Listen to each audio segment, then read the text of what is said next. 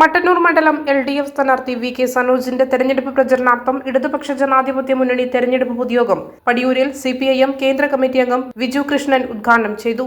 P. Shinoj സ്വാഗതം പറഞ്ഞ പരിപാടിയിൽ റീന ടീച്ചർ അധ്യക്ഷയായി. ജനതാദൾ സംസ്ഥാന പ്രസിഡന്റ് ദിവാകരൻ, മണ്ഡലം secretary Chandrababu, Anilkumar, P. Shamsuddin, KK Ratheesh, panchayat president T. Sreeja, EK Nishad എന്നിവർ സംസാരിച്ചു.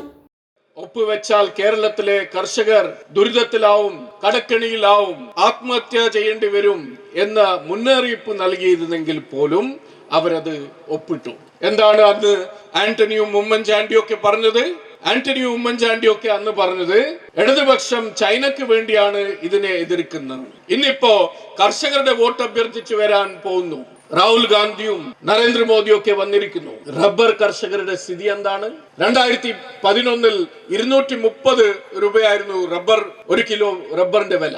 അത് 90 രൂപ വരെ ഇത്തനെ ഇടിയുന്ന ഒരു സാഹചര്യം ഉണ്ടായിട്ടില്ല. കേരളത്തിലെ LDF സർക്കാരാണ് ഏകദേശം 2000 കോടിയിലധികം ചെലവാക്കിക്കൊണ്ട് 200 രൂപ തറവിലയായി നിശ്ചയിച്ച റബ്ബർ അത് 300 ഉയർത്തും എന്നാണ് LDFന്റെ മാനിഫെസ്റ്റോയിലെ വാഗ്ദാനം. അത് ഉയർത്തിയിരിക്കും. അതാണ് നമ്മൾക്ക് പറയാനുള്ളത്. അപ്പൊ ഇങ്ങനെ ഒരു സ്ഥിതി, പൊതുമേഖലാ സ്ഥാപനങ്ങളെ വിറ്റുതുലക്കുന്ന സമീപനമാണ് BJP സർക്കാർ എടുത്തത്.